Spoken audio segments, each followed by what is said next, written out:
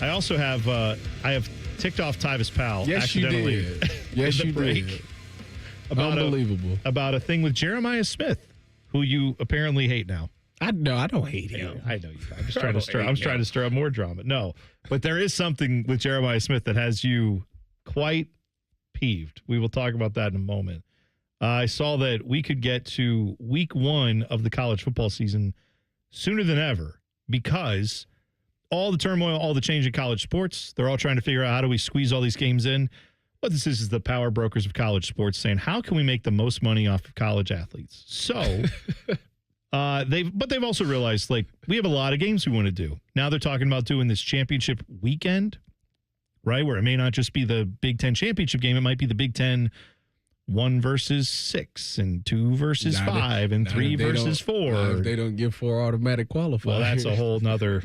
December 1st, I think, is the deadline for them to figure out what the playoff, new format's going to look like in 2026.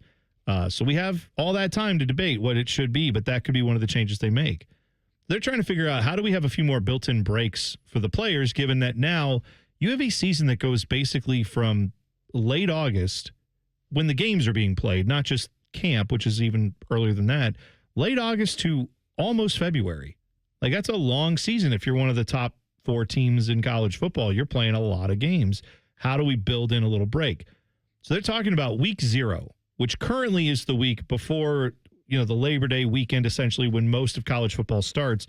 Week 0 is the one where if you play like Hawaii, and I think there's a few other, or if you have to play like one of those overseas games, you get an extra week because of the travel. Ireland or Dublin or something. Yeah. But like if you're traveling to Hawaii, that's a 7-hour flight. It throws your week off. They give you a bye week after that. Even if you play Hawaii in like week 8, they let you play on week 0 because they want you to have an extra bye week after week 8 when you go to Hawaii, that kind of thing.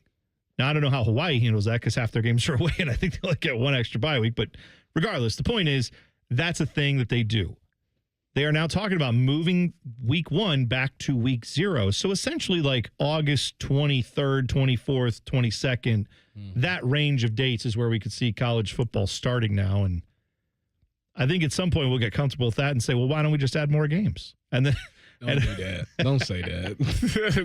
don't say that. Do something. Make some money. It'll be an uproar if they do that. No, this should have been something that we've been talking about this for like 2 years now. Of everybody's always perplexed to why there is a week 0 and not just start at week 1. It moves the calendar up. And when you think about like the transfer portal, that window, and all those things, this is a way to try to fix that. Because if you move it up a week, maybe get rid of one of the buys, so that means you can move things up 2 weeks. Maybe it won't be smack dead in the middle of you in a bowl game trying to get to the national championship where your backup quarterback can still hit the transfer portal, or you can have your running backs and stuff like that. So to me, I think this is a way that they could fix it by moving things up a little bit. I still think they need to get rid of the transfer portal during the bowl season. They should just wait till after the national championship. Okay, now you can leave, those type of things. But it's a work in progress. I'm glad that they at least trying to make this step, because to me, it makes no sense to have a week 0. You should just have it as week 1. They're saying these discussions will probably center around whatever happens with the new playoff format. They'll add this in.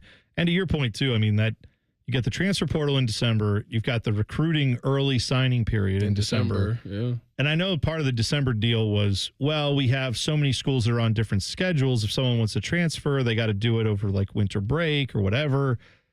That's a big headache, too, because there are these things. I mean, this is kind of a pesky detail. There are these things called academic calendars, and different schools are on different, semesters, quarters. Right.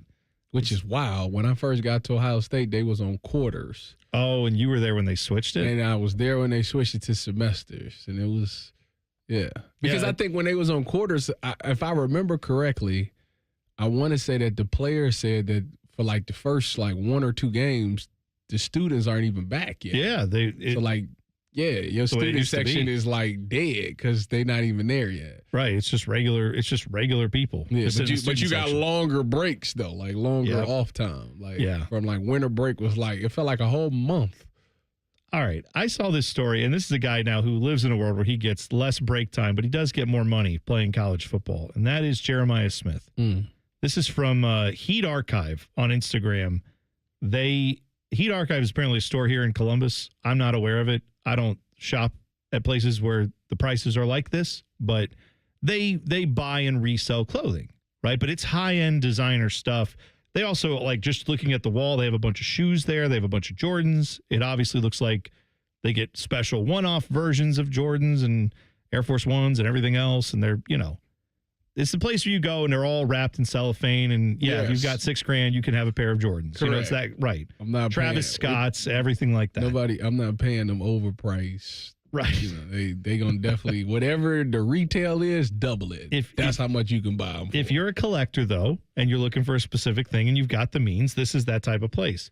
So Jeremiah Smith brought in a pair of jeans. They have this video they posted where he brings them in and says, yeah, I bought these jeans out in L.A. And they said, how much did you pay for them? And he said, $10,500 for a pair of jeans. First of all, let me stop you right there. Mm-hmm. Okay. Yeah. Back when I was banking, all right, this is a true story. We was shopping at Macy's. It was me, Garyon, and I think Vaughn. We was all trying to get like some jeans or something. And I seen these jeans. They was $200. Okay. And I really wanted these jeans.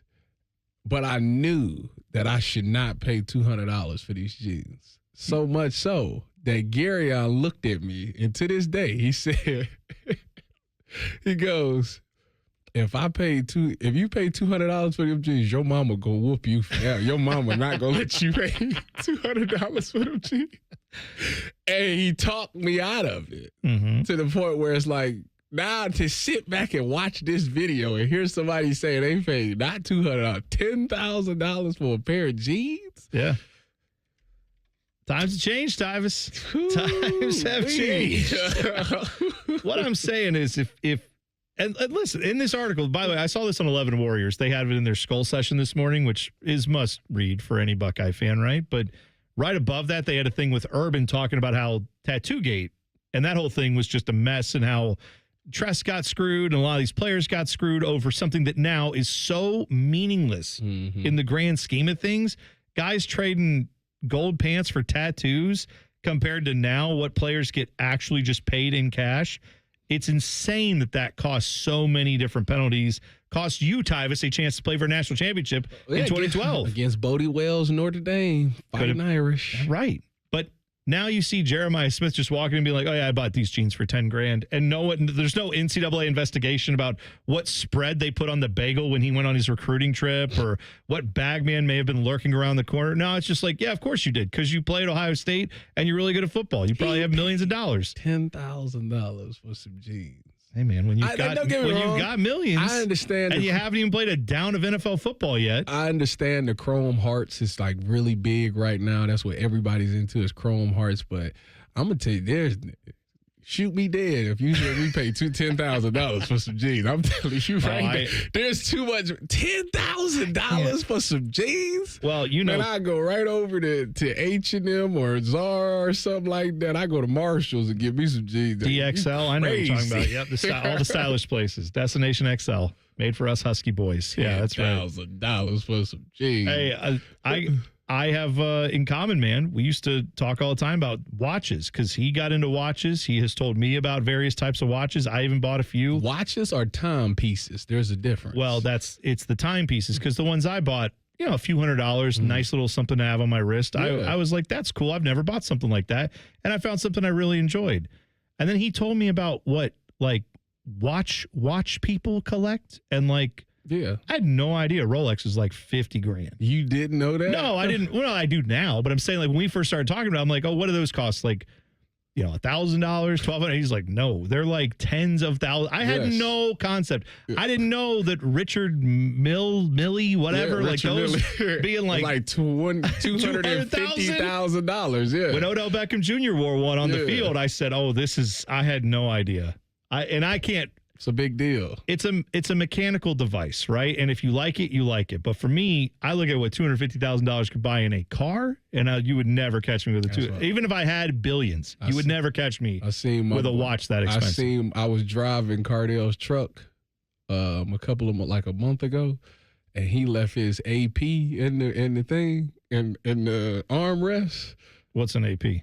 Audemars Piguet. Oh, okay. He left that in there, and I looked at it. I said, "Yeah, let me go ahead and put this on." How'd it feel? How'd it feel to wear that on your wrist? I felt the power. I felt so powerful with his watch on. I bet you would. It felt even more powerful if you left the truck with it. He has no idea I did this, so don't tell him. Okay, we won't. We'll keep it our secret. Overachiever of the week is next.